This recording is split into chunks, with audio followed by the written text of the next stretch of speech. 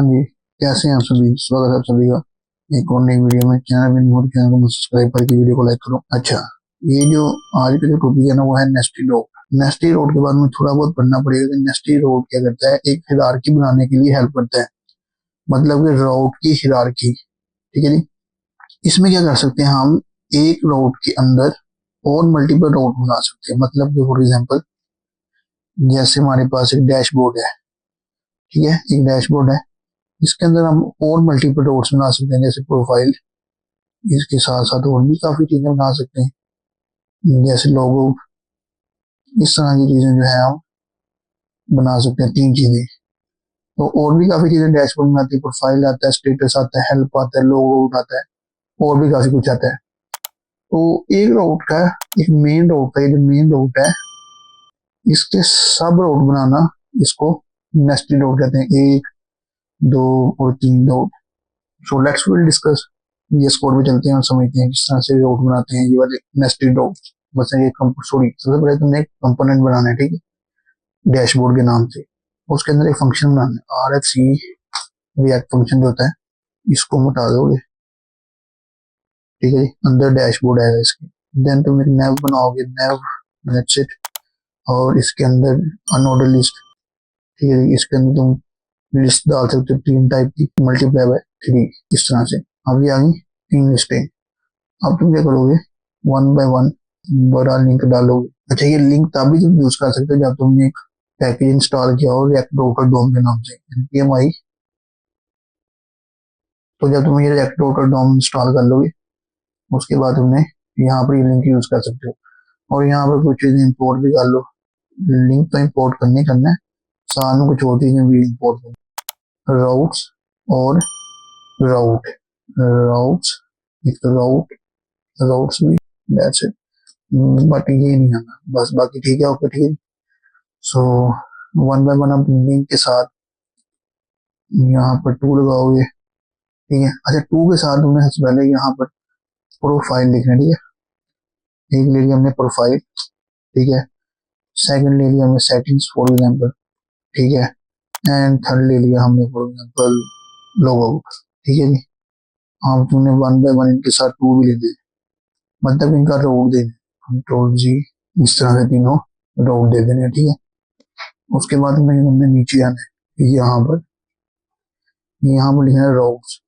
मतलब ये रोड सब यहाँ पर ही देंगे, मतलब कि इसको क्लिक करने पे कहाँ पर जाए ये। अच्छा, पिछली वीडियो में मैंने इस तरह नहीं किया। मैंने क्या किया था, इधर कुछ कर्ली ब्रैकेट्स बनाई थी app.jsx में, और उसके जरिए फिर यहाँ पर प्रोफाइल में मैंने रोड्स बनाए। बट मैं अब इकट्ठा ही यहाँ पर ही कर रहा हूँ, ताकि रोड्स भी यहाँ पे क्रिएट किए जाए और लिंक भी वहां भी यहाँ पे क्रिएट किया जाए। अच्छा, अब यहाँ पर हम एक काम करेंगे, स्लैश मिटा देंगे। वजह, क्योंकि अगर हम एक फाइल बना रहे होते हैं ना अलहदा से, तो फिर तो स्लैश लगाते हैं। बट हम अगर फाइल ना अलहदा से बनाए, यहाँ पर इसके नीचे बना दें ये फंक्शन, तो हम फाइल स्लैश नहीं लगाते, मतलब इसके अंदर ही फंक्शन लगा दें, तो फिर स्लैश लगाने की जरूरत ही नहीं है इस तरह से। तो वन बाय वन फंक्शन बनाओ, सेटिंग का, थर्ड लोगआउट का, बस ये हमने तीन फंक्शन बना लिए, हमारा काम सेट हो गया। ठीक है, अब तुम क्या करोगे, सीधा होगे अपने app.jsx, RFC import, import dashboard from dashboard.js। Import करने के बाद तुम इधर और चीजें लोगे, जैसे import browse router, router as router, मतलब के ब्राउज राउटर को हम एज अ राउटर लेना चाह रहे हैं यहाँ। और फिर कोमा राउट्स, राउट और राउट्स, और लिंक भी लेंगे साथ में। अब ये सारी चीजें हम वन बाय वन इधर यूज करेंगे। तो ये है कि जब तुम राउटर खोलोगे, उसके अंदर एक div बनाओगे। ठीक है, उसके अंदर तुम एक नैब बनाओगे। ठीक है, उसके अंदर तुम यूएल एल मल्टीप्लाई बाय 2, इस तरह से। ठीक है, इसके अंदर तुम अपना लिंक डालोगे, होम होम स्लैश रोड पे रखोगे। ठीक है, LI लिंक टू डैशबोर्ड और डैशबोर्ड, इस तरह से। अब इसकी जरूरत नहीं है हमें। ठीक है, इसके बाद तुम नैब से बाहर आ जाओगे, यहाँ पर रोड्स लिखोगे, रोड के बाद लिखोगे जोन जोन से तुम्हारे हैं, और यहाँ पर एक और काम करोगे, स्लैश स्टैटिक लगाओगे। अच्छा, ये अब हमने थोड़ा सा ना इसको नेस्टेड बनाने के लिए स्टैटिक, तो लेट्स विल कि अब हमारा काम हो चुका है।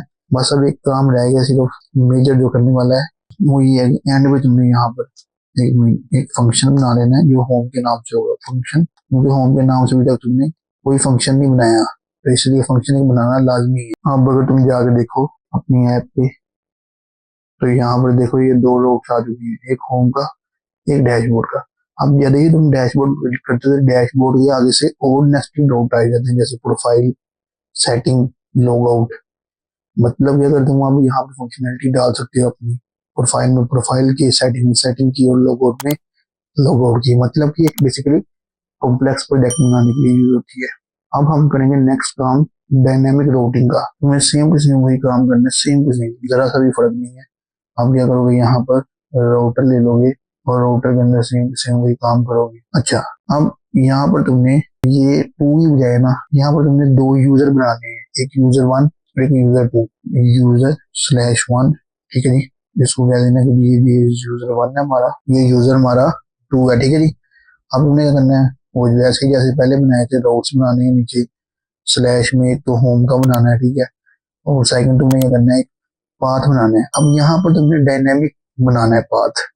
वो किस तरह से बनाते हैं देखो, एक तो स्लैश यूजर लगेगा, ठीक है, उसके साथ स्लैश लगा के तुमने आईडी लगानी है, कोलन लगाते हुए, कोलन लगाना लाजमी है, अगर ये मिस करोगे तो सारा कुछ खराब हो जाएगा। तो ये इस तरह से तुमने करना है, ठीक है। उसके बाद एलिमेंट के अंदर तुमने यूजर प्रोफाइल एंटर कर देंगे, यूजर प्रोफाइल, ठीक है जी। अब तुमने ये करना है, यहाँ पर आना है, इसको रीनेम करना है, इसको कर देना है यूजर, यू को बड़ा रखना है, प्रोफाइल डॉट JSX, इस तरह से, ठीक है। इधर अब लिखना है RFCE